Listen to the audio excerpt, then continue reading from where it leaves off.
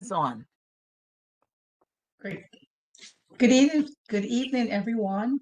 September 28th, 7:34 p.m. The meeting is called to order. I would just like us to introduce ourselves because we're going to be working collaboratively. I'm JL James. I chair this committee, and I have a fantastic team with me. Can you just go around and introduce yourselves, please? Hazel Martinez. Gail Grandison. Lydia Perrin Robinson. Marguerite Villante. Allison Martinez. Suzette Stewart. Sonia Clark. Celia Bellin. Teresa Brereton.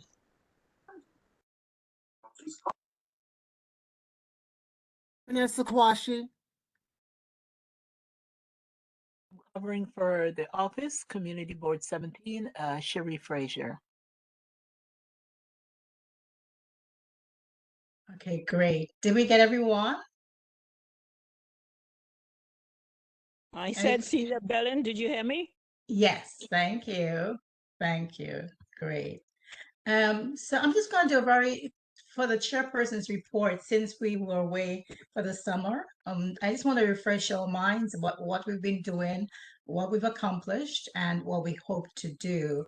So I have a very brief presentation, and once that's over, the floor is going to be open so that everyone can participate and can express their opinions, their thoughts, their recommendations about where we stand right now as a community. So I'm going to share my screen. If you allow me to just bring this up, then we can get going. Share.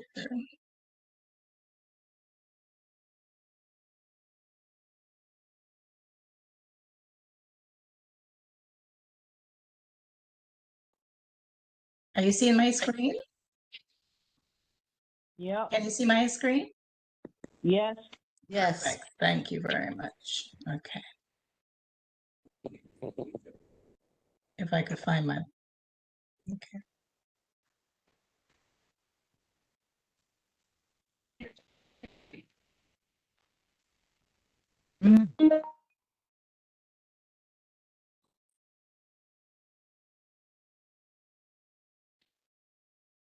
I'm going to stop sharing for 1 second. Just bring this up.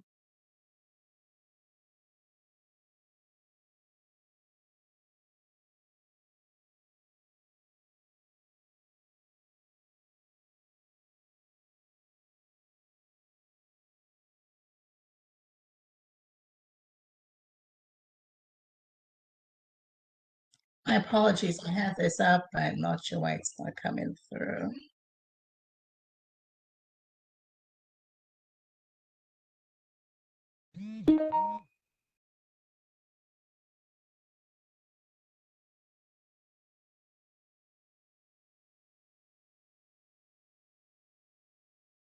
Okay.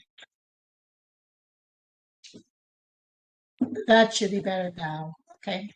So what we're going to discuss tonight is zoning for housing opportunities and preservation, because these are the two needs of our community tonight. We recognize the city, Community Board 17, we have a crisis in terms of our residents being able to get affordable housing. There's a shortage of good quality housing, so that impacts our tenants as well as in Community Board 17 and through the city. The unfortunate thing is that we as a community board have been asked to pay a disproportionate share. We can just look around and see what's happening to a community where homes are being destroyed in order to build housing that we can't afford. There was a statistic that came out earlier this year that indicated the third highest, most expensive housing development took place here in East Flatbush, when our area median income is actually lower than compared to the rest of the city. So that tells you it really doesn't make sense what's going on right now. Okay. We see other neighborhoods that are remaining intact. In case you may not be aware, Community Board 18 is the only community board in Brooklyn that has been denied the opportunity for the past 17 years to rezone. So what happened, all the other community boards were able to rezone to preserve their homes. And as a result of that, developers aren't able to go through and just demolish homes because it doesn't make sense. Only homes can be built here. But in a substantial portion of our district, they're able to destroy the home. So here again, another community was able to preserve their community, but this is what's happening in our community. We see the destruction every day that we go out. So we're fully aware of it. And in addition to that, the housing which is being built is not being helped because a lot of it is vacant. So it's not even the case it's meeting the city's needs of having additional housing because of the high vacancy rate. Essentially, they're just warehousing these apartments. Because of this as of right in what's called R6 zoning, where developers can buy a few homes and demolish them and create whatever they want to do, essentially, for the most part, we've seen a substantial loss of home ownership. If you look at this, the dark green areas in Brooklyn, that's East Flatbush. And we have still in Brooklyn, the highest level of Black home ownership, and that is diminishing greatly. So we've actually lost a significant amount of homes because of the fact that developers often harass homeowners to sell their properties. And as a result of this, we're reducing Black home ownership. Why is Black home ownership important? One, it's an important source of tenant rentals. And two, it constitutes intergenerational wealth to pass on to the next generation. Most of you know the city has a new initiative called City of Yes for Housing Opportunity. Tonight will be an opportunity for you to, based on what we know so far, we don't know all the details, but this would be a good time to, to come up with questions and issues that we think are going to impact us, to compile them. So when there's a public hearing, whatever happens, we can be able to ask the questions. How is this going to impact us? What do we need to make sure that this does not put us in a worse situation than we're in tonight, and we're in right now? So we need to be aware of it. We can discuss it. Things that you may know, you may share them. So at least we're on the same page to be able to move forward. But this is something we can't ignore because we don't know how this is going to unfold. It makes sense in a way when you talk about a little more housing in every neighborhood, because we know in the majority of neighborhoods in New York City, right, there's very little housing development taking place, and we know what's happening. We know what's happening in our neighborhood. Okay. This initiative was built as a proposal by the mayor to unlock housing growth in every neighborhood. We want to see that happen because what's happening now is grossly unfair in terms of Community Board 17 being targeted. And we need to speak up about it. Our backs have been broken long enough. I think we've been patient. We've tried to do everything we possibly can, and we now need to let the city know that what's going on is grossly unfair. Have you ever wondered why Community Board East Flatbush was never rezoned? Why is it that we've been asking since 2007?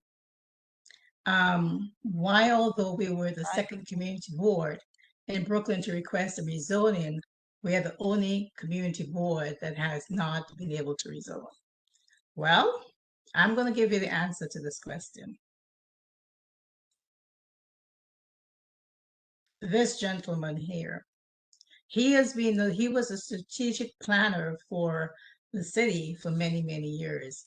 And in his words, government is about deciding who gets what, how, and when. And he grew up in East Flatbush, and he decided that this is what East Flatbush is going to look like right now. So because of his strategic plan, that is the reason why we're in the situation today. Essentially, and you know what, when I spoke to him or met him some time ago, I didn't know the role that he played. So when he explained that he couldn't help with our rezoning process, because essentially that it would be a reversal of the position that he had taken all those years, I didn't know at the time. But essentially, what's been happening, what the reason why we're in this situation largely is because of the systematic and orchestrated destruction of East Flatbush. As a young man, kid growing up in East Flatbush, when this white flight took place, he had to flee because, God forbid, they had to live next to a Black person. And this is what's happening right now, the payback. He was the one at DCP who orchestrated all of this. Just another couple of points, and I'll open the floor up for discussion. You know, when developers and people in planning drive down Avenue J, they don't get offended by what they see here. When they go down Avenue K, they're not offended. When they see Bedford Avenue, they're offended.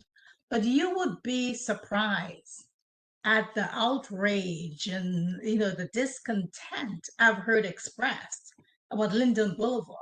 So my question, what is the difference? Why is it okay that there are wide streets elsewhere in Brooklyn, right? That don't need the homes don't need to be demolished.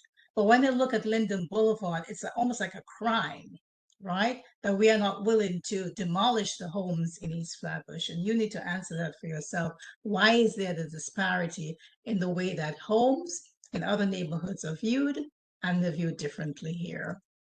In case you hadn't really thought it through, I'm hoping this helps. This is all about wealth, the transfer of wealth. In the US, there are 1.3 lawyers. There are 1.07 medical doctors, about 672,000 CPAs.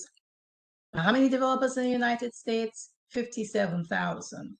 So I'm just simply saying there has to be a balance. While we are talking about housing development, it's also if it's at the expense of homeowners who are losing their homes and where there's a permanent transfer of wealth. What you're seeing right now here is a developer's view of what Nostrand Avenue should look like, right? So I'm throwing this out there for you to realize the dynamics behind all of this. So while, yes, we're talking about building all this development, which I'm not against, okay? I'm simply saying we need to understand the dynamics of it too. Because at the same time, it represents a permanent transfer of wealth, intergenerational wealth of all these homes are being destroyed to construct buildings like this, which are only owned by 0.001% of the US population. Every loss of a private home is a permanent transfer of wealth. Okay. And there's a way we can come, it doesn't have to be either, it doesn't have to be constructing housing does not have to be at the expense of diminishing wealth for the average low-income, middle-income person. There's a way we can work around it. And one way is the legalization of basements to ensure they're safe. Nobody wants to create a hazardous situation where tenants are at risk. But that way, we did a study and we could probably realize something like 5,000 to 6,000 units of housing if homeowners in our community are able to legalize their apartment so that they can rent to tenants at a more affordable rate, because that's a benefit. First of all, tenants are going to benefit more, and homeowners. I mean, I know older people who are on the verge of losing their homes or were because they couldn't pay the taxes. Right? Fortunately, there's probably a hold on this, but there are many homeowners who are struggling to pay their taxes, and that can help. So there are many ways to be able to deal with this housing crisis. It doesn't have to be just one, mowing down our homes in our community. There are also other ways of doing it. where we are right now, we have proposed a plan that should produce 3,700 units of housing while protecting and preserving the neighborhood. This plan will be on the website so you can take a look at it. So what we're proposing is like in White Street areas like New York Avenue, Rogers, a portion of Church Avenue, and a very small portion of Utica at the very top of Utica, I think 3 or 4 blocks, to be able to upzone those areas in order to create this level of housing, while at the same time we enable homeowners to remain, to provide affordable housing for tenants, and to at least have a measure of wealth that they can pass on to the next generation. So what are our next steps? Our next steps, we need to engage in community engagement. That means we need to engage in community engagement. We need to implement community engagement where we let our neighbors know what's happening. There has to be input. If there isn't input, the Department of City Planning could say there is not widespread support. So we need you as much as possible to reach out to neighbors, get them involved in it, come out to our meetings, express your opinions. What do they think needs to be changed? What can be improved? We need community input. We need community involvement. The next step then would be to ask the city to recognize as part of its City of Yes housing opportunity that one, the playing field is not level, that more affluent neighborhoods were able to protect their real estate wealth, and that given we're offering more housing than probably any other community board in the city, we're asking in exchange that they work with us to be able to ensure that this racial disparity that has existed over the past 17 years no longer exists. Thank you, and this is the end of my report. I'm going to stop sharing, and the floor is open to you for any questions. I'll recognize hands as I see them. Marguerite Vigilante. Hi, good evening. Hi, good evening. I would suggest that everybody really take a look at the City of Yes plan, because I was at a webinar last night. I don't know if anybody else that's here was on that webinar. But this City of Yes is going to loosen all the zoning rules. And I don't really believe that it's going to be helpful. I think it's going to further destroy any sense of neighborhood that we have. But you have to go into it and look at it yourself. We don't have time to discuss it here. And because of that, I no longer support this rezoning the way it is. I do not think we should be giving the city as much as we have this, whatever it is, 3,000 units. Because they're going to just take and take. And if we give this much with this new City of Yes loosening of zoning, we're going to have more pressure piled on top of that. So I no longer support this. I think we need to amend it down a bit, not the up zoning. That's my So I opinion. would just say to that, if you can come up with some ideas, right, as to what we need to scale back on, and I'm going to, I don't want to say promise because I have to work with a person who does IT, but we really need to have all the comments in one place. So I'm really going to try to have on the community board's website, have it up and running where you can enter your inputs. So it's not just a question of you said something, but we'll be able to accumulate it and go through it and analyze it. So what I would really ask you to do is to think, okay, if we're not going to go through with a plan, as you know, what else, what should we do, right? Because bear in mind, if we don't do anything, the situation continues to get worse, right? Because right now, everywhere in R6, including homes on the side streets, Martins, whenever I go to Martins, it breaks my heart. I mean, Glenwood Road, Farragut Road. So we need a concrete plan as soon as we can. So I welcome the ideas, put it together and share it, right? Say, this is what I recommend. it's open. That's what we're here for community engagement. I think the next hand I saw first was Alicia. Alicia. Yes, hi. My name is Alicia Boyd, and I am a neighbor of yours. I'm from CP9. And I too went to the city of Yes, and I kind of know a little bit about zoning because I've done some challenges of some of the zoning here in my community in the courts.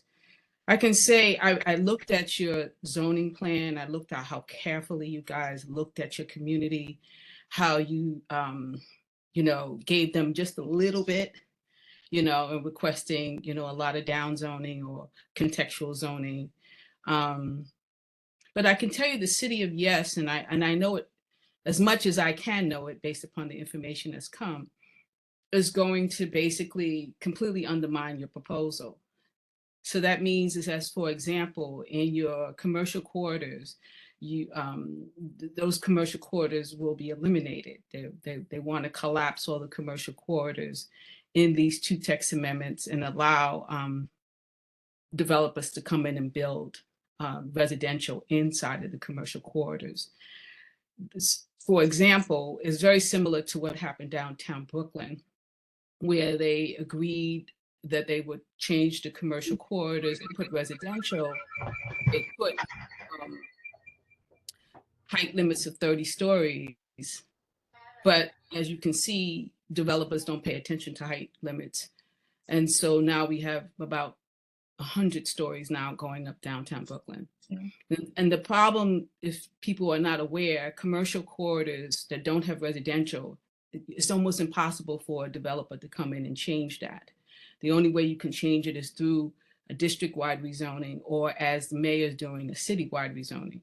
And so once this rezoning happens, that means developers can come anywhere where your commercial corridors are, ask to put residential. Well, they would be able to put residential without even asking. And then the only thing they're going to ask for is just higher heights, which all over the city, this is what they've done, and they've always gotten what they wanted. So I think in light of the city of Yes, I think that you guys might need to really pay attention to the city of Yes, because if you continue to do this rezoning without understanding what's coming ahead, a lot of your plans and a lot of the things that you have done will be moot. It won't even matter, because the zoning that is being proposed will override your plans anyway.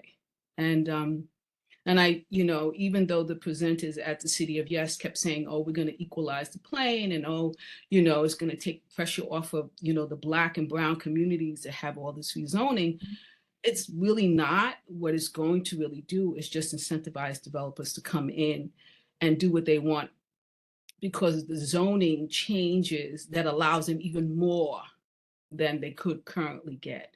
There's also another text amendment where they can build an additional 20% on any property, as long as they have a proportion of it saying that it's quote unquote universal affordability, even though they haven't even defined what that means.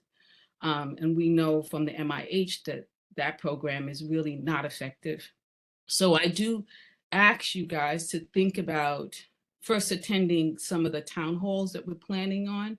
I know we're doing one with WBAI, that's 99.5 on Tuesday at 6 o'clock. You're welcome to, it's a live program, so you're welcome to get on the radio and listen to it, but educate yourself about the city of Yes, because it's going to have a direct impact.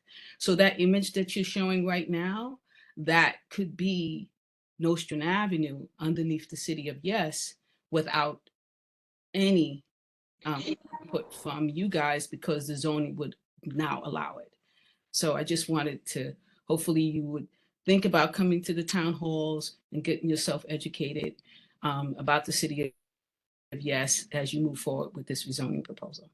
Thank you. Thank you. If you would be so kind, I don't mind sharing my number. If you can text me the information so I can send it out to the community If you board? could, I already sent out an invitation to every community board in New York City to come to this town hall. I'm not sure if it got to it where it was supposed to go, but if you can give me your email, I can send it to you.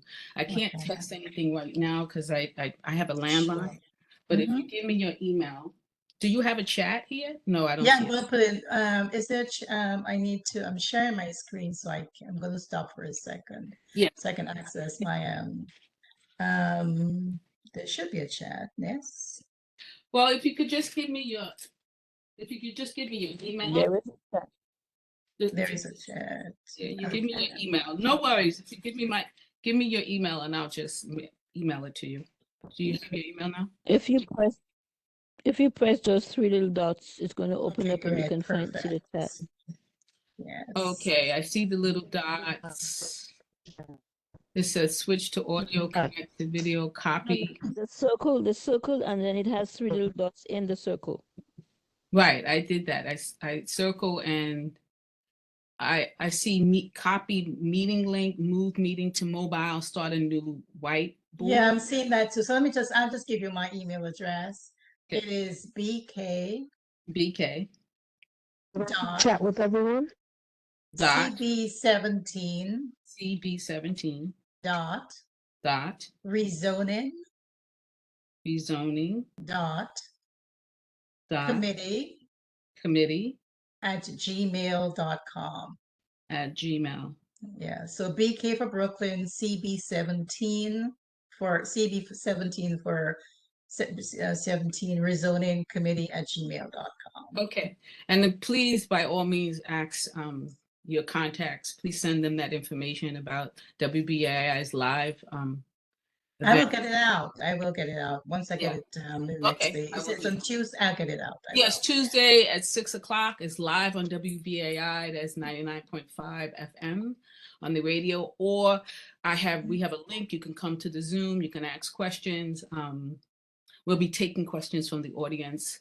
We plan to have a former judge, an environmental lawyer, and a community activist, and myself.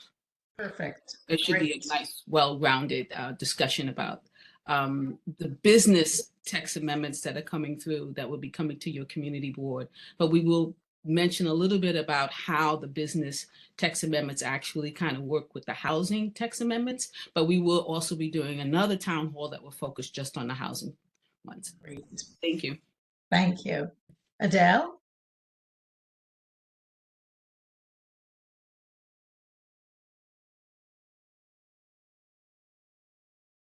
Adele, are you having difficulty? Okay, while we will wait for Adele, is there anybody else who would like to speak? Adele, we'll come back to you. Okay, we can hear you now. Go ahead. What I wanted to say is we have given so much from this community, but we're not getting any credit. They're taking and taking and taking, but they don't say, listen, we've reached the level of the 3,000 or 30,000. We've reached it, even though it's not for us. Why do we got to keep giving more and more and more? There has to be a stop. We need to ask for credit from DCP for all that has been taken. And I understand what you said about Mr. Hornick.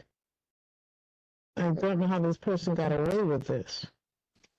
And there's other community boards rezoned, but not us. Because he was I do powerful. feel Nobody challenged him. I feel targeted. I feel greatly targeted by DCP that they will not allow us to do what we need to protect all wealth. It is highly unfair and highly prejudicial. Absolutely. I'm hoping the new administration will take a look at it and realize the injustice of what took place. And hopefully a sense of integrity will enable them to do the right thing. So there's a hand raised by Valerie Booth. Thank you, Adele.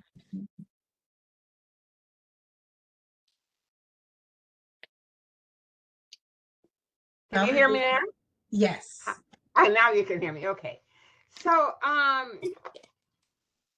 with the ultimate naivete, can I ask, and the lady that was speaking, Alicia Boyd, if she can hear, if she could jump in, I would really like her opinion on this. What is the entire end game? Because I can, of the city and of the people who have power, because I can see where the plan is to move us all out and do what they want to do in the future. And whatever that is, make it the city that they want it to be, which doesn't necessarily include us. I mean, and I don't want to be, presumptuous and say that is it, but it could be. Because as you mentioned earlier, JL, a lot of these buildings they've put up are sitting empty. I have the opportunity to go over to 34th and Glenwood and that whole area, New York Avenue. And I don't see, lots of activity in those buildings. I see a few what I consider quote unquote strange looking people or people that normally don't live here or haven't lived here in 50 years. So I see them. So I know that there's some activity. But in terms of, complete occupation of those new buildings, I don't see it. So obviously they're not banking on immediate occupation of these buildings. They're planning for future occupation. So is this just a sweeping out of the community? I mean, and I hate to be naive in asking that or sounding naive by asking that question. Are they just going to sweep us all out? Because, and then, I'll let Alicia just answer a couple of seconds. But yeah, you're absolutely right. You're not being naive. Those apartments are being warehoused, right? They were built in advance in anticipation. So that when they've gotten us out, right? Created, and because to be able to live in a community, you have to have the amenities that support the lifestyle you want to live, right? Exactly. If the things around you don't make you comfortable, you're going to move. We keep hearing of people moving to Florida and to Atlanta because they're lacking the sense of community they once had in Brooklyn. And that's exactly what the plan is, to drive as many of us out because, the resentment that one or two persons back, not one, two, we bought homes back then. So it's theirs, so they need to take it back. Alicia Boyd, would you just join in here? Yes. Feel free. Can you hear me? I can hear you. Yes. You can hear me? Okay. What it is that they are warehousing about 350,000 apartments. About 100,000 are rent stabilized apartments. So there's a massive amount of warehousing that's going on in New York City. And what they're doing is creating the crisis, right? They created the crisis. We gave up so much. There's so much development all over New York City, more development than anyone has ever seen. I mean, I lived in New York all my life, and I've never seen the amount of development that has happened in New York City. Right. And yet 350,000 apartments are currently available to be rented, but they're warehousing. Now, remember, 90% of the rent stabilized apartments are controlled by corporations. Yeah. So you have a large group of people, or a small group of people actually controlling most of your rental market, right? And so they warehouse these, they create the crisis, and in the midst of the crisis, right, you have the mayor saying, oh, we got to give the developers more. So the end game is so that the developers make the decisions about how we're going to live. They're going to make the decisions whether or not we have parking. They're going to make the decisions where apartments are going to be at. They're going to make the decisions about your lifestyle, my lifestyle. They don't care. That's why they're collapsing the categories. Categories are very important because it allows certain types of industries to exist on certain types of blocks. You want that so that you have a variety of purchases, a variety of stores, so that it can meet everyone's needs. Now they're collapsing that. They want it to be very much like the model in Manhattan, where it's just bars and restaurants, and everything else will not be able to exist. So they're looking for complete control over every community in New York City. And whenever they decide to come into your community to build, they will have no obstacles to do that. They want to have the power to come into communities without having to fight each rezoning application that they put in front of them. One of the developers in an article that just came out 2 days ago said, this is the fight.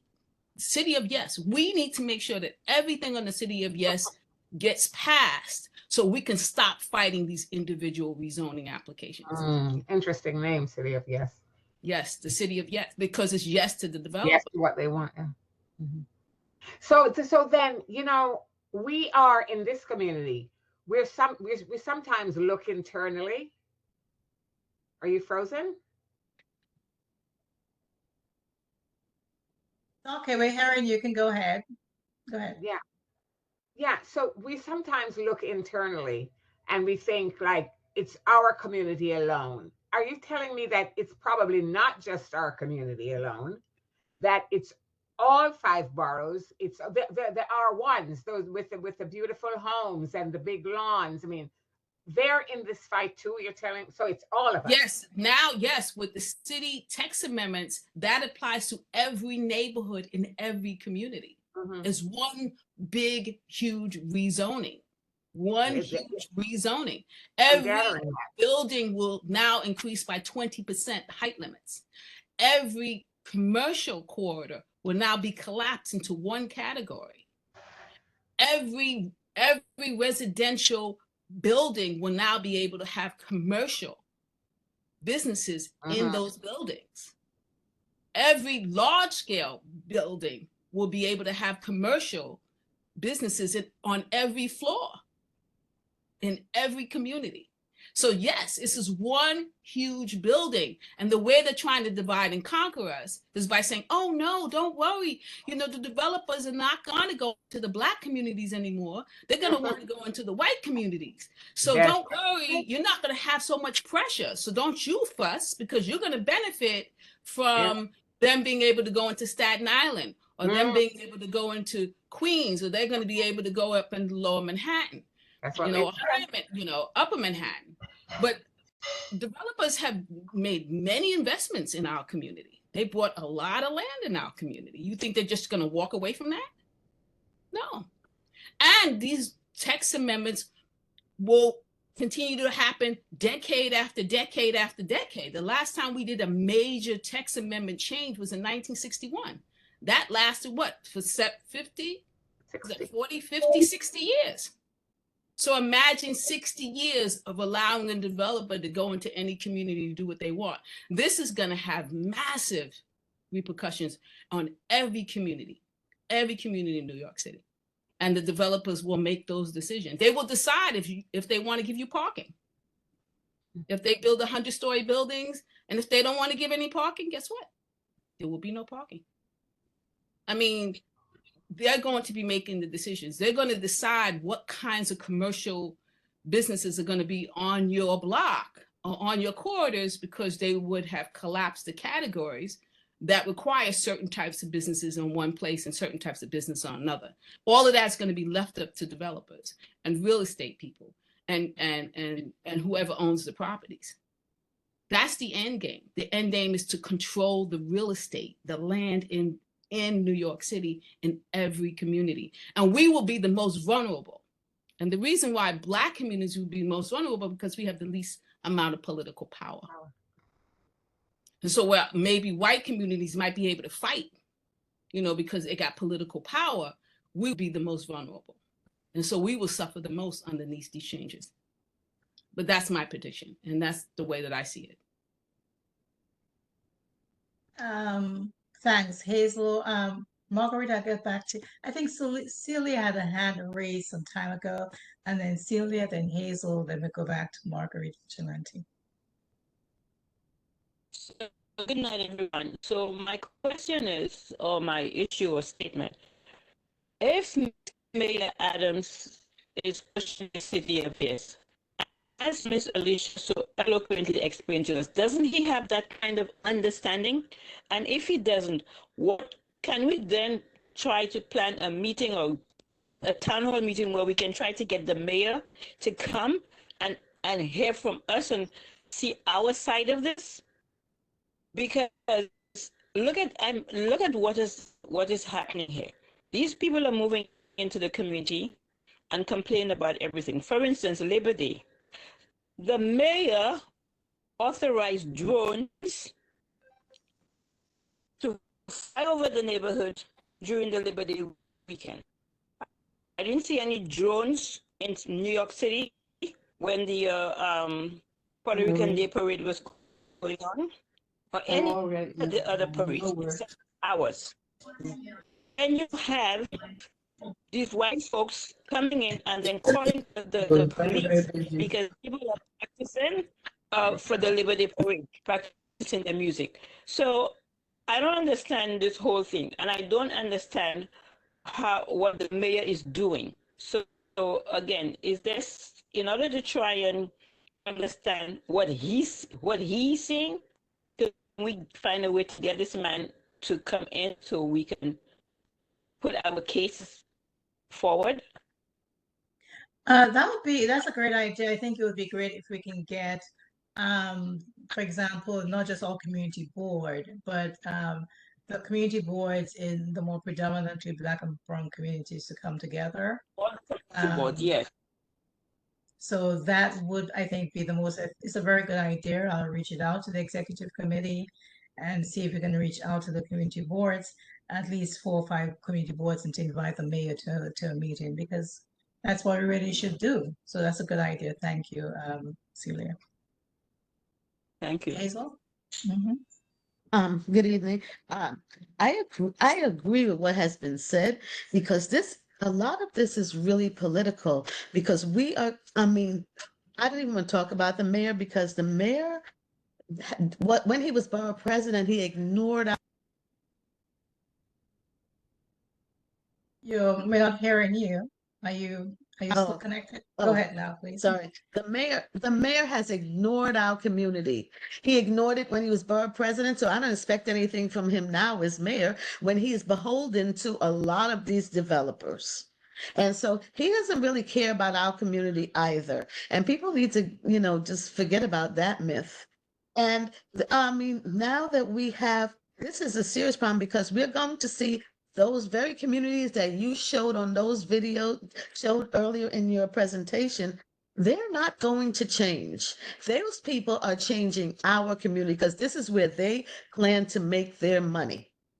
And it's all about politics and money, and there's very little land left. And so we are the ones selling our homes. So we need to really take a look at ourselves and how we do things, and some of that we have to do, because other than that, this same thing has been going on for years. It's gone through it's not just this mayor's administration, Bloomberg, all of those, they set this up for where we are now. Yeah, and it didn't help having this man who was a strategic planner who has his angst with East Flatbush, because as again, I would say publicly on record, and I can say so because he told me he was the one behind this whole plan, that he couldn't help with the rezoning because he was instrumental in making sure we weren't rezoned. It was all organized to be able to drive us out and replace us with who he thinks should be. And he here. had Richard Barack to help him. Well, I don't know. I mean, Richard has been very helpful in many respects. So, with at least since I've been on the chair, but I can't speak about that. But I can certainly. It's in black and white. This man who I spoke about, it's in black and white. Okay, I can prove what I'm saying.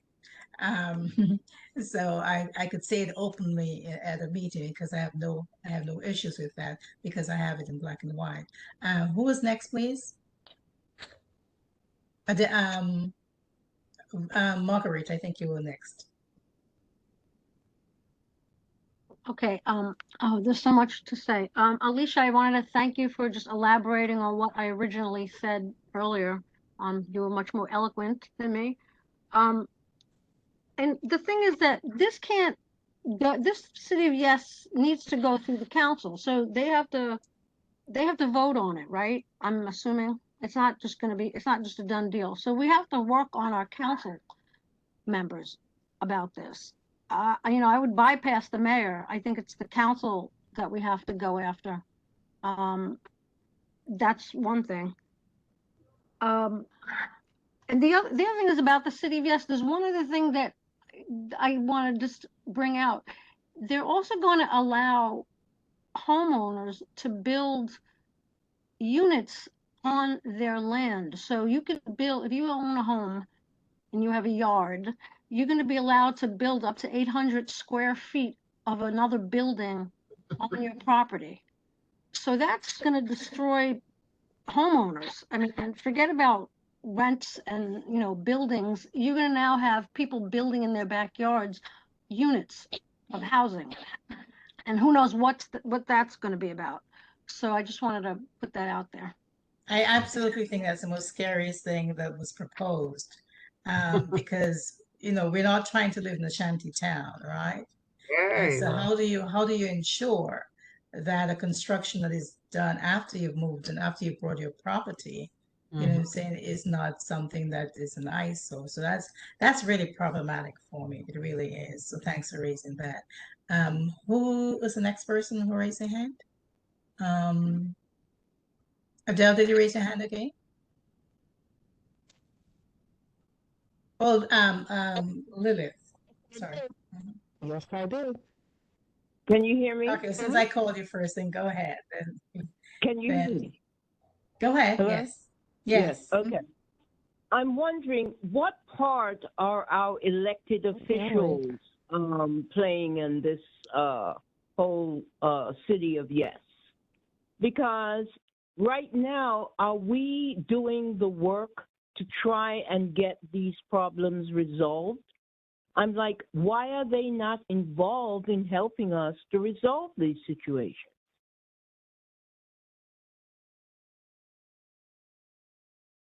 That's my question. Well, could I answer that? Sure. Sure. Go ahead. The mayor has a check, right? The mayor has decided that this is what he wants of the city. The check is the city council. The city council checks the mayor, and the city council can override anything that the mayor has done.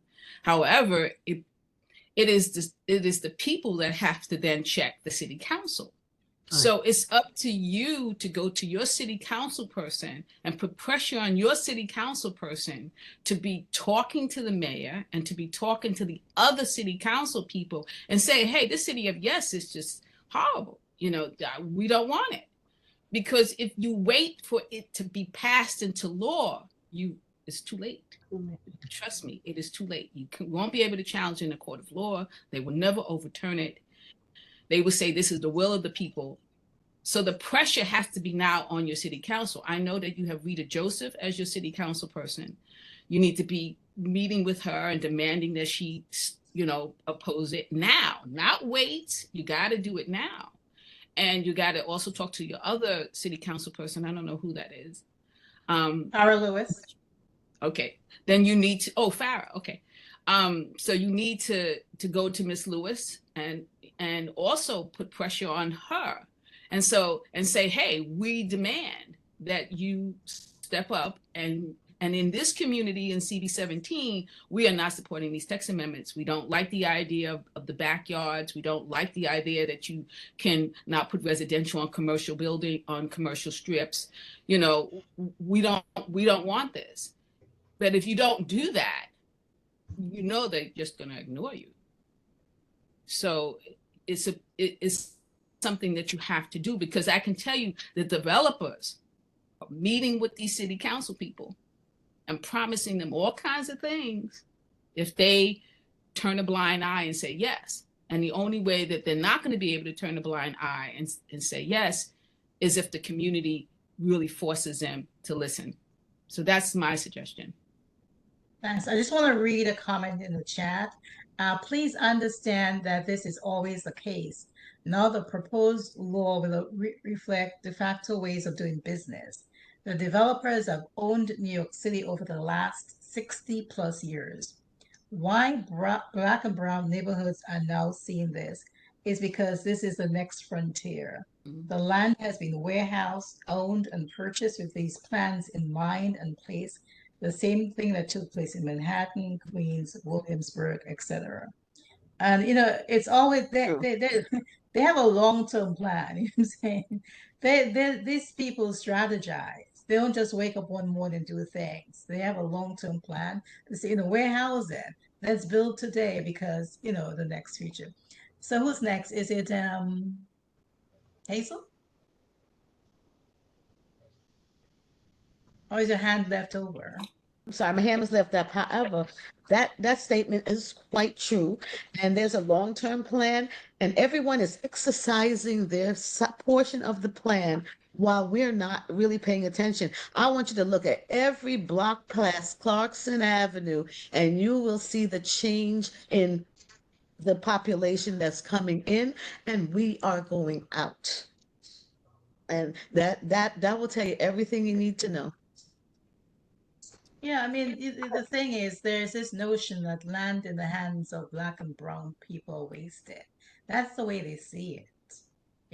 So when they don't need it, it's okay for us to have it. When they need it, then they'll find a way to get it. They won't put a gun to our heads, but they will find a way to try to take it from us. Well, we don't take I it think seriously enough because Yeah. our children sell the houses every day, the minute before you even close your eyes.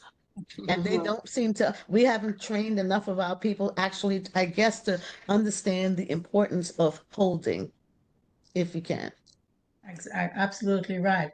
I mean, just look at the point. Look at Long Island.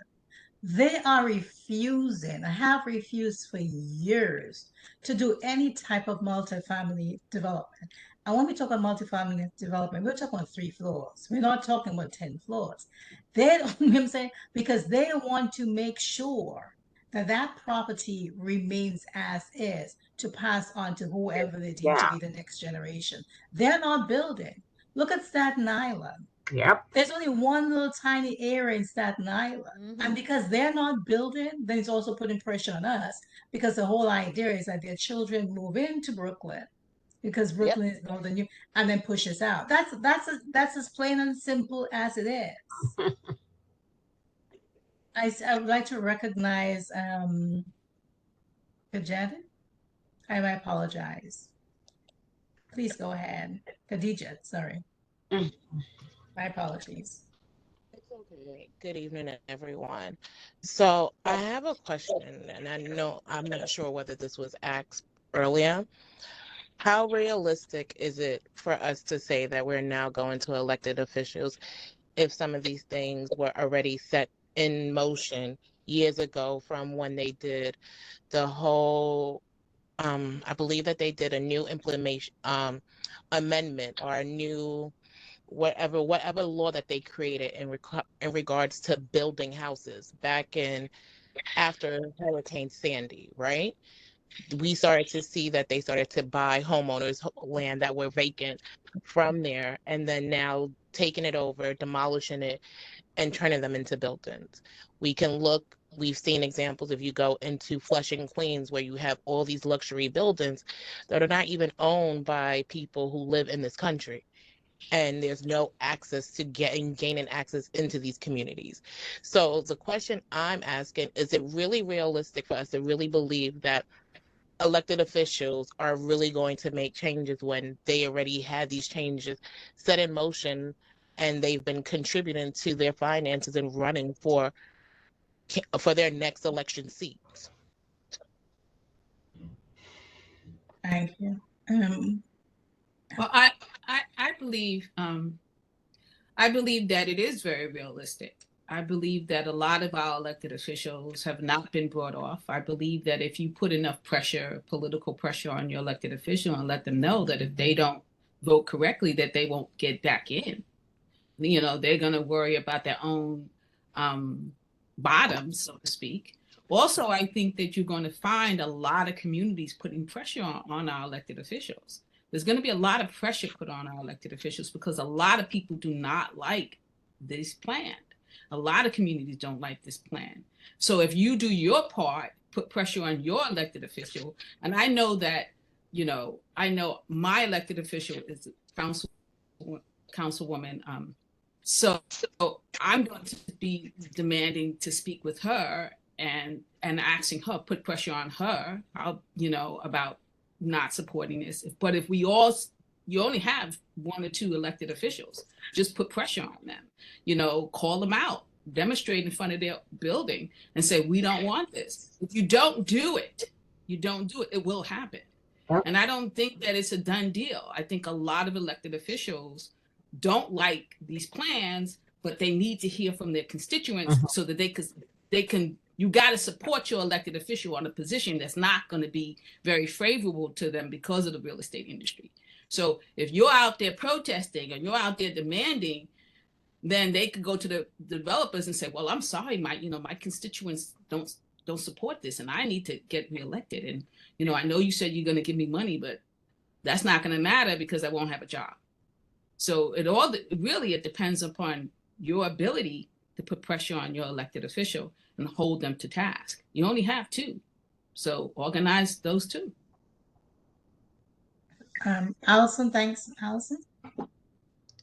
Just want to say that one of the things too is a lot of the times our elected officials are not knowledgeable on these issues at all. So whoever gets in the door first, they pretty much listen to. And most of the times, unfortunately, community is not in their office telling them or teaching them about these things. And they make decisions in the dark. And being on that call last night, it was very clear listening to people from DCP talk about how if we just increase all of the numbers of units in the communities, then that's going to make affordable housing. That is not how real estate works at all. So it's very clear that they don't talk to real estate professionals who can tell them the reality is it's not a supply and demand thing in that way. Like, that's not how that works. So it was disappointing, especially because I've been on calls with like organizations like ANHD with the Commissioner Garodnick, talking to them specifically from a community-based organization for people who do this work or technical assistance providers about the impact of the parking part of that, or the ADU additional dwelling units, where if you're putting that in, but you have no requirements for affordable housing tied to it, then you're not creating the affordable housing that you think you are. It's very clear that we're not on the same page about how you can get to affordability. We're also not on the same page about a lot of the issues, and they're all impacting us collectively. Like, the reality is the City of Yes plan affects the zoning issue now, but so does the IBX plan, because that will change what happens in the manufacturing areas and whether or not you're going to build massive amounts of market rate or any types of building complexes around that. So all of these things, we have to be more engaged and on the ball and educate our electeds, because most of them don't know what's going on unless we tell them and show them and teach them. Well, I can say one thing, that one of my promises is that I am going to be doing a series of information. I'm an educator by trade, and I'm going to be doing a series of slideshows and town hall meetings. And when I go and push an elected official for something, I do exactly what you're saying. I educate them. It is our responsibility to educate them because they just don't know. And once they have the information, then we expect them to do what they're supposed to do. So my group is planning a series of information. We're doing the town halls, but you guys should consider the same thing. You're welcome to come onto my website. You're welcome to, sign up for my information, but I will be doing that over the next 2 months, really looking at each one of these text amendments and giving you a very detailed breakdown of what they are, what are the impacts on it. And then you can take that information, because it's readily available, and go to your elected official with the information, but you also have to educate yourself. It's really important. It's really important for you to know what's going on, and then go to your elected official with the information, because I hand feed them everything. I don't leave anything for chance. I act like they don't know anything. And then I just give it to them, like spoon feed them. And so that would then be your job, to do the same thing. Thanks. There's a comment in the chat. Developers are looking for the easiest way to make money, and less expensive land is always appealing, regardless of where they are allowed to build. And I would just add to that, do you really think that developers are going, who live in Staten Island, right, or in Midwood, Brooklyn, are going to be put in those buildings in their neighborhood. They're not. Michael, then Ivor.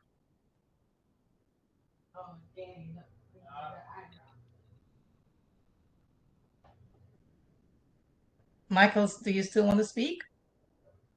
Yeah, I was just turning this video on. Hello, how you guys all doing? I'm not sure if you're familiar with me, but the chair for the Sanitation and Environmental Committee. And I've been hearing everything that you guys have been saying, and I just wanted to add my 2 cents. And this is a very troubling issue, obviously. And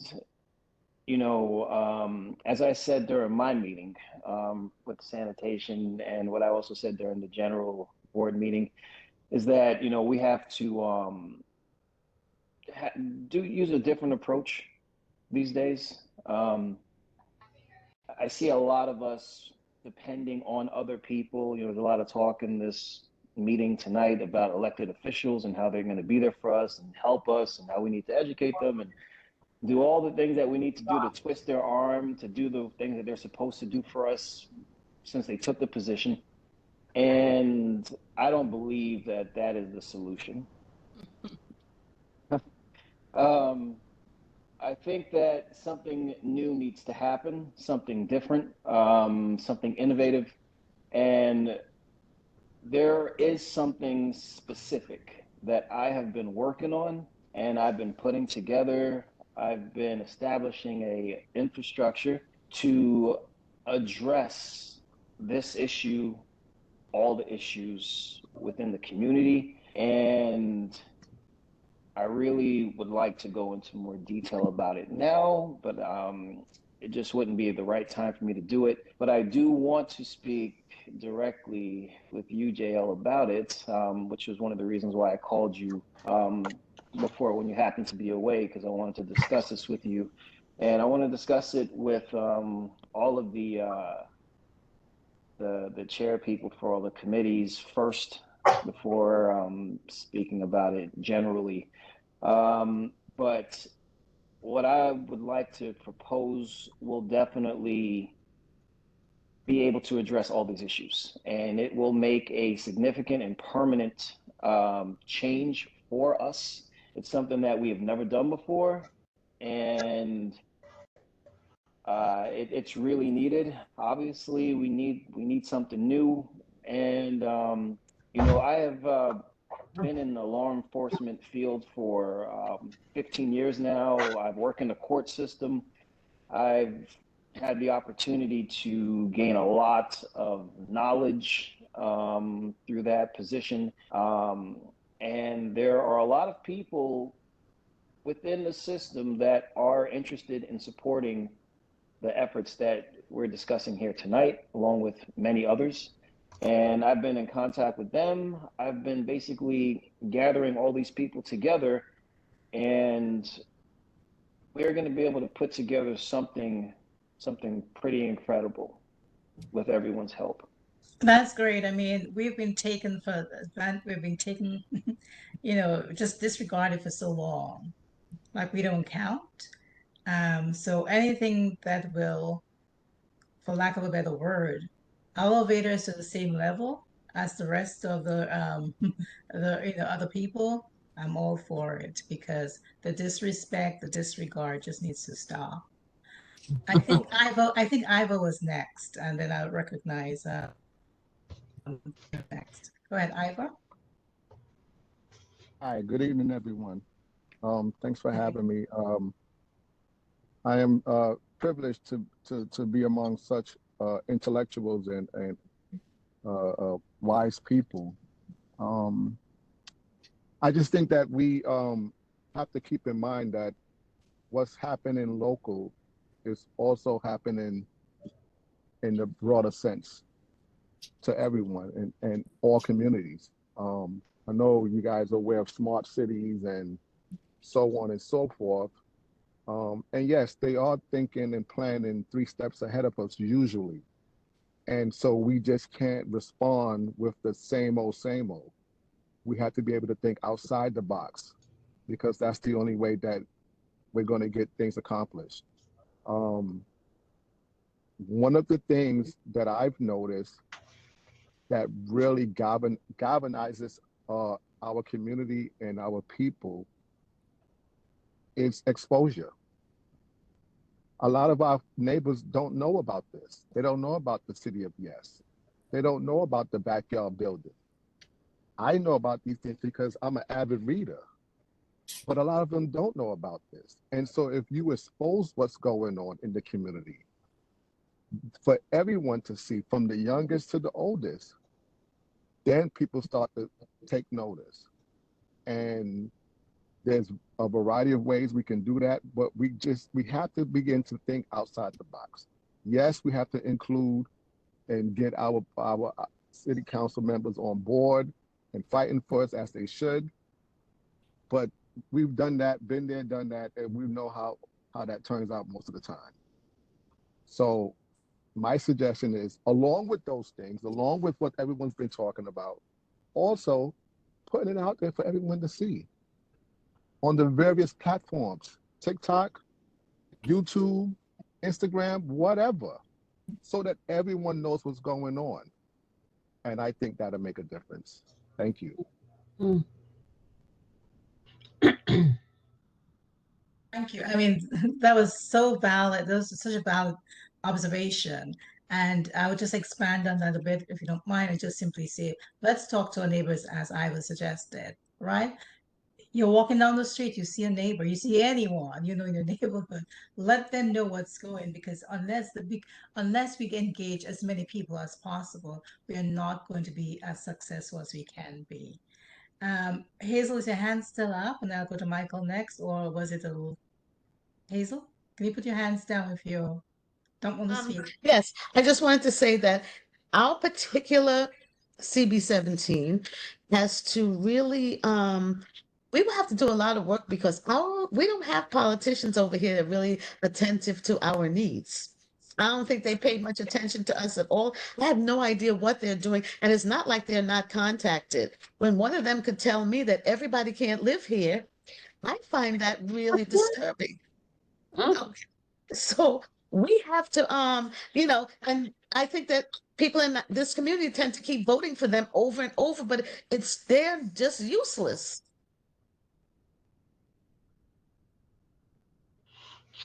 Thanks. I think Margarita's hand was up. So I'll go Margarita, then Michael. And then I had my hand up too. Celia? Okay, go ahead, Celia, then. Sorry, I didn't see. Okay, I just wanted to make another comment. I think the goal is, I believe that Mayor Adams, before he was mayor, he took a trip to China. And if anybody has seen what major cities in China look like, I think that's the goal here. They want to make New York City the next China, Hong Kong, or Shanghai, whatever. They have massive buildings and no space for people, and these tiny little apartments. I think that's the goal out, like maybe 20 years from now. That's what they want the city to look like. I don't even know how we really can fight that in the bigger picture. Yeah. I mean, just to expand on that, if you look back at the history of mankind, going back 10,000 years ago, there were the kings, the pharaohs, who had the lords and the dukes and whatever, and they were the landowners, right? And the rest of the humanity were the serfs, right? Didn't own anything. And I think this is what the Americans, the people in American society, that's what they want to get us to, the point where we become serfs again. And to use the China analogy, where ordinary people own nothing in China, right? All they do is just go to work. They have no land ownership. It's owned by the government, or right now it's owned by the friends of the government. That's exactly the whole idea. Well, wealth is concentrated in a 0.00001% of the number of people, and everybody else is just a serf and a servant. I think Michael, exactly. Thanks. Michael, I think you're next. Okay, thank you. Okay. I just wanted to add to what everyone just said and just say that we have to basically the main issue I think with what has been happening with us in our communities is we've been basically trained to only be able to expect but so much from us and what our capabilities are. And we get kind of desensitized and trained to have just enough and to want nothing more than just enough. And we have to be retrained. We have to be re-educated and we have to be enlightened to what we are capable of when we unite. And we don't really spend a lot of time focusing on how to unite us. And the most amazing thing is, if you really thought about it, if we did unite, there isn't any corporation out there that could match what we would be able to do if we came together. And we don't really seem to understand that. And that's one of the things that I would like to try to help us do as a united community. All the community boards, every single district, eventually to come together and to bring our resources together. And we also have to believe in what we're trying to do. And we can't be skeptical of the efforts that everyone's trying to make. I mean, if you think about, Martin Luther King, how he was able to unite so many people and have the marches that he had, that was only able to be done because the people followed. And that's what we have to get back to. We have to get back to those roots if we really want these things to change. So.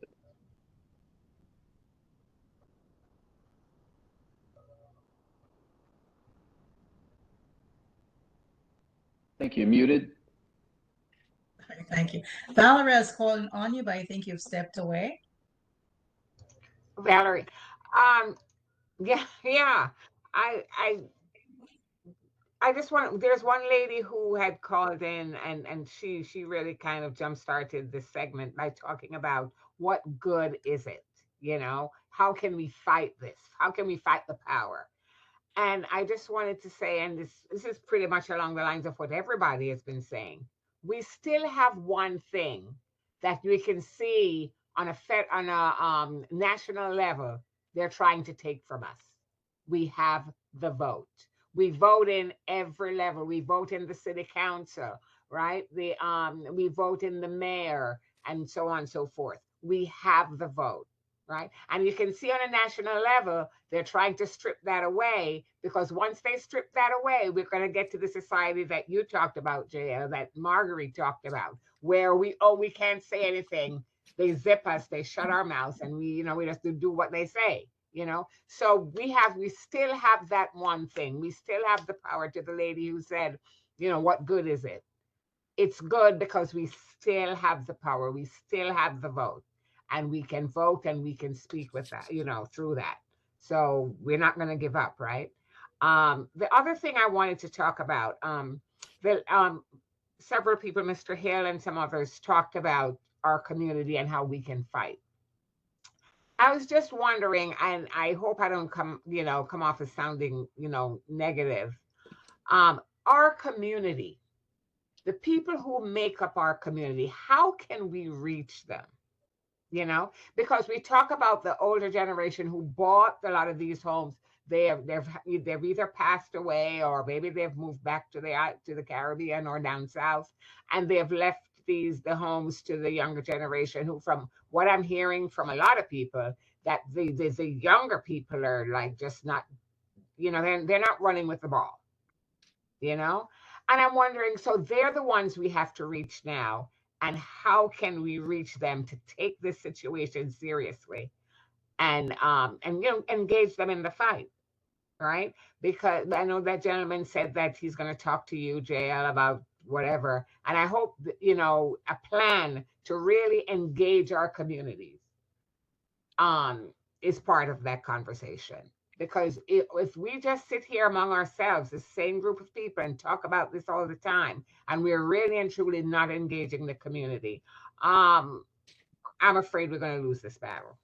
Because like you've all said, it's going to be a fight, and everybody has to be motivated, and everybody has to, we have the leaders have to be able to carry the community, and I just hope we can do that. So. Thank And you. can I just to piggyback on what the lady had just said, reaching the young people, what the gentleman said, the platforms that they go on. The other thing is the churches. Everybody run to church on a Sunday. And I shouldn't say everybody run to church The on a older Sunday, ones, the older people. but the older people go to church on a Sunday. It should be talked about in church. Also, to the other issue we have is the banking situation, because I know of a couple of people right now. The parents have passed on and left the houses to these two different sets of families, and some working, some not working. They try to get loans from the bank. The bank's not going to give them any money. So what do? Somebody comes along and say, okay, I can give you $1 million for this house. They're going to take it. Yeah. Yeah. So we have that issue. We have to find a way of how do we help people who find themselves in that situation to be able to get some funding to continue paying the mortgage, making repairs to the houses or whatever, so that they do not get, they're not enticed to take the first offer. Somebody comes along and say, okay, I can give you, this house is worth $600,000 in the market right now. I can give you $800,000 for it, and they're willing to take it. So that's another problem. Mm-hmm. Absolutely. One more thing, Jed, if I can just say, how you mentioned earlier that East Flatbush has the highest rate of Black home ownership in the city, and that might be true. And I don't know if in terms of real numbers, what those numbers are, but how can a community, and I'm trying to think, how can a community, let's say just CB 17, with that high rate of home ownership, not have a bank in the heart? And I guess maybe I don't know if I'm being narrow in my thinking. I'm thinking of Avenue D. Does not have a bank, and the only other bank I can think of as part of, I don't think the Citibank up on the Clarkson is that CB9 or CB17. I don't know, but we don't have a financial institution in our midst. I mean, I think, we have something on Church Avenue, so let me get run away with this, but I think Avenue D not having a bank is crucial. And we have this high rate of home ownership. That something about that doesn't seem right. But anyway, thanks. Absolutely. Absolutely. Khadija? Yes, so I have a few things that I'm just curious of whether these have ever been options, because I notice everyone has mentioned, we've mentioned Long Island, we mentioned Staten Island, we mentioned how they won't do it in these neighborhoods, right? And it's not only because elected officials are not doing it, it's because they literally would go to court and sue the city and say that you're infringing on this and find a just cause reason of why this is not going to work in this community. Is there a possibility that maybe because the city tends to only respond when there's a class action lawsuit of us as homeowners saying that we are being targeted, and then because equity is such a big hot topic right now, that we're using that as a fundamental right and reason to sue the city, and not only sue the city, but you're suing the elected officials? Agreed. Has there ever been a community board that has ever said, you know what, we're going to sue all of the elected officials, everyone who's involved, because you guys are doing these things underhand and working with all these owners, corporations, all these contractors, and we know that you're doing it because we can go through your public funds to see who's been endorsing you, who's been funding you, and all these people who have been in the past 5 years that have found that receive funding from you guys, and all of a sudden mysteriously they have been able to build buildings in these same neighborhoods. I would like to if you don't mind, I would like to address that because I'm a pro se litigant and I've sued the city several times, and I've sued my community board and I've sued the developers. And I can say that just from my own personal experience, the courts are really compromised. I mean, we were really successful at suing a developer, Cornell Realty, that wanted to build along the Brooklyn Botanic Gardens. And we had a great judge in the lower court, the Supreme Court. And there you can find cases that are won, but there's always the appeal process. And unfortunately, we have a very bad track record in the appeals process. I mean, for the last 15 years, not a case that has been brought against a developer or the city that has anything to do with development has been successful in the appeals court, the appellate court. They've always overturned every ruling that was in our favor. Every time someone filed a lawsuit and they won, the appellate court has overturned it. We have 100% negative return on that. So going to the courts has not been very successful. What I found, because we were pushing against 2 development projects, I found the political avenue is the better avenue. We fought against 2 development projects. One we lost in the courts, the other one we won in the political arena.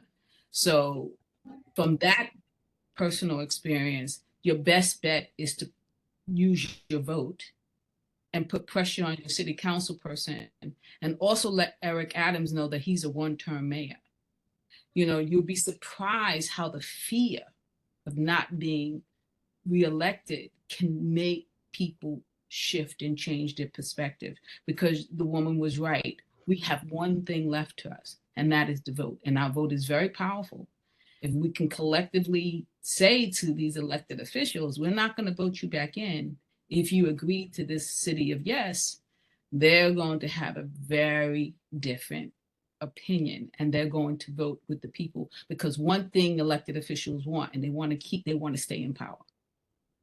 So the courts, I can tell you, but we're also going to be discussing the courts at the town hall meeting on Tuesday. So if you want to look at that perspective, there's a former judge who will be speaking about her own personal experience and letting you know what she knows about the court system and how successful or unsuccessful litigation has been in the court system. So you're welcome to come to that town hall meeting on Tuesday. Thank you, Hazel, then Michael. Excuse me, where is the town hall meeting going to be held? Is it just a Zoom meeting? It's actually on the radio, and it's going to be Zoom. So WBAI, I think a lot of you guys might know WBAI 95.5 FM. It's going to be live. You can also go to their website, which is wbai.org, or you can follow me and ask for the Zoom link. I'm going to be sending it to the community board, so please reach out to the community board. There will be a Zoom link, and you can join via Zoom. So you have 3 different ways to attend. One through the radio, the other one through the internet, and the other way through the Zoom platform. Thank you. Hazel and Michael. I would like to know, to find out if this group can actually develop some sort of strategy so that we can move forward. Discussing it is one thing, but we need to take some action or develop some action steps for people to start, because as a matter of fact, election days are basically like a month away, a few days. And that's when you really have to pressure people in before election. Thank you, Michael.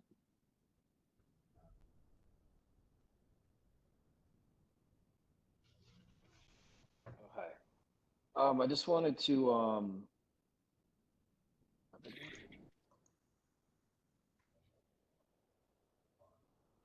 respond.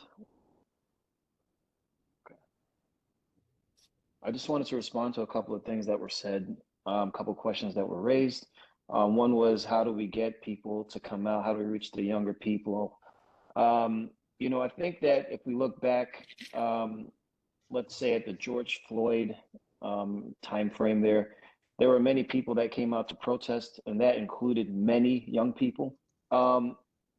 People are ready to step up and come out and support a cause, and they've shown it in force. What we need is to spark get that spark lit, and they will come.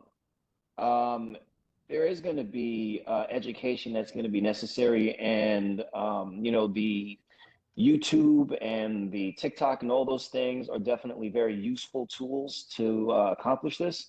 There's also, the standard, ads, posters, pamphlets. There's a lot of things that we can do, and it would require a lot of work. It would require basically flooding our community with this information.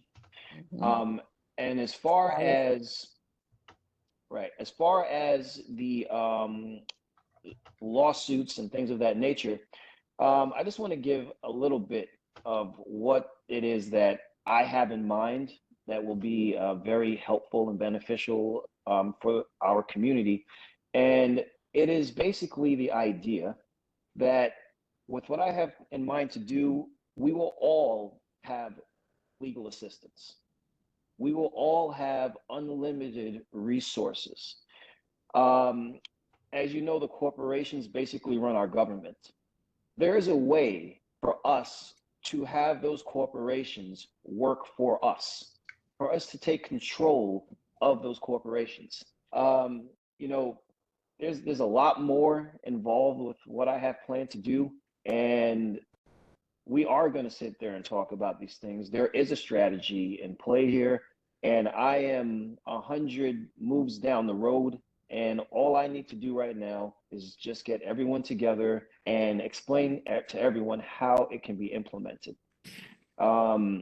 I have attorneys that are ready to participate in this effort to help us with all the things that I just said. There are judges that are interested in backing this idea, and it's coming. It's coming. So I just hope everyone is ready to put in the effort that is going to come with it. And if we can do that, I think we're going to be able to change everything. But that's it. Thank you. I have one more comment from Alicia. We're going to wrap up. It's 9 o'clock, and but Alicia, go ahead, please.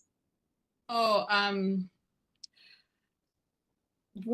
of the things I think people really need to understand is that the city of yes is just like a ULIP application. So the city council has to vote on it. And so that is not a done deal. I know some people might think that is a done deal.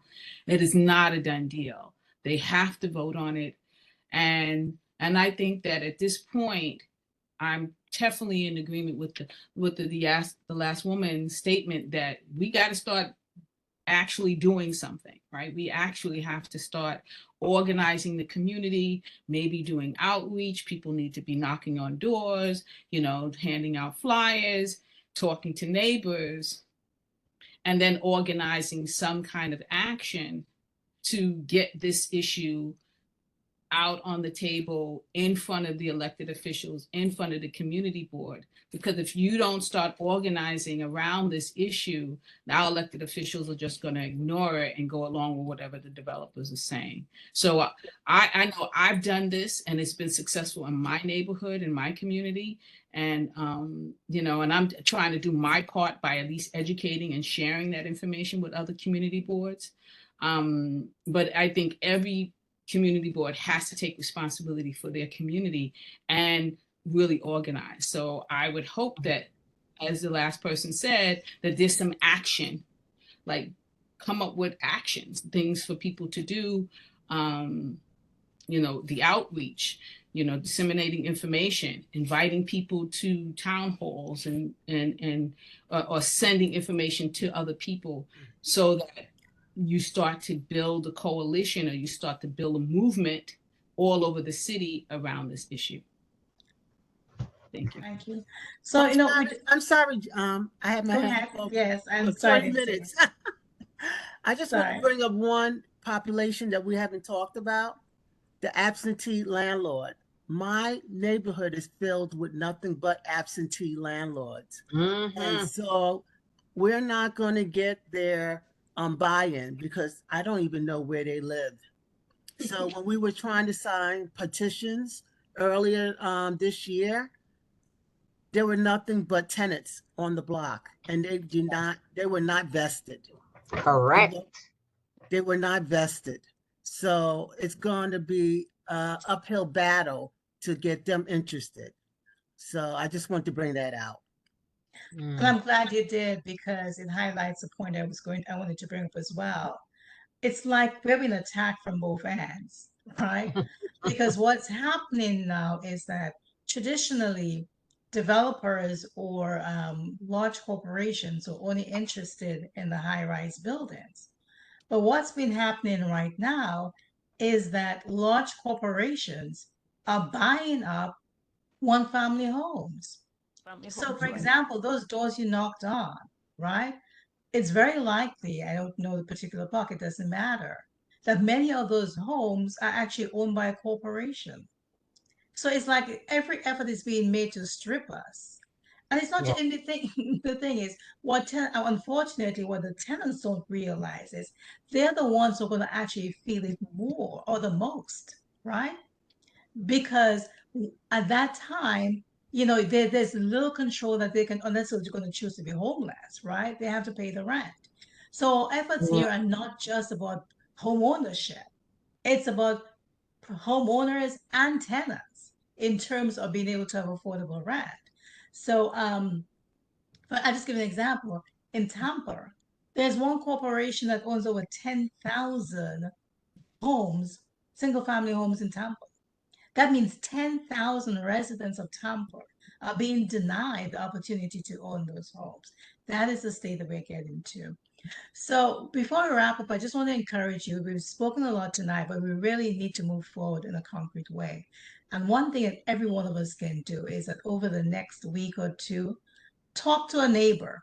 So even the tenants, have them realize they have a vested interest because they're going to hurt the most, right? If it's a homeowner, explain to them. Even like I can think of a difficult situation I have right now. There are two elderly people in my neighborhood. To find a way to talk to them about what they're going to do to ensure the homes remain in our community, right? So that's a difficult conversation we have to have sometimes. But let's find a way this week to what can I do to deal with this situation? It's not enough for us to come and talk about it. We have to find a way to resolve it. Am I going to call my councilwoman's office this week and ask her, what's your position and how are you going to ensure this doesn't hurt us? So find some way, find an innovative way to do something in the next 2 weeks to make sure we're addressing the situation.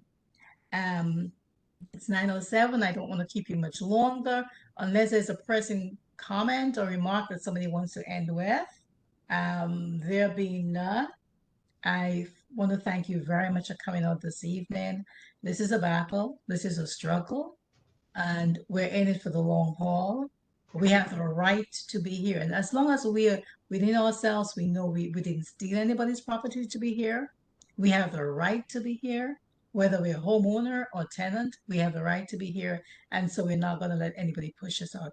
Margarita, the last comment before I adjourn the meeting. It's really just, I think you didn't do a roll call. Do we need to do a roll call for tonight or is not, that's not important? Well, yeah, we did an introduction on the first. I think that can count. We did have extra guests, not guests, but extra attendees. If you have not officially signed up for this committee, I want to encourage you to do. So at least you'll be able to participate in any particular voting action that we take. Again, thank you very much for coming out tonight. I appreciate it, and let's not give up the struggle. Nothing is won without a fight, and we are determined to fight for a neighborhood because we belong here. Thank you, and I call the meeting to, I adjourn the meeting. Not in that I'm officially here. Not okay. Thank you for being here. Yes, forward. power forward, yes. So let's not give up. Thank you very much. The meeting is now adjourned at 9:08. Have a good evening. Thank you. Good night. Good night, everyone. Good night. Thank you for coming. Thank Good you. night. Good night. Good night. Good night. Good night.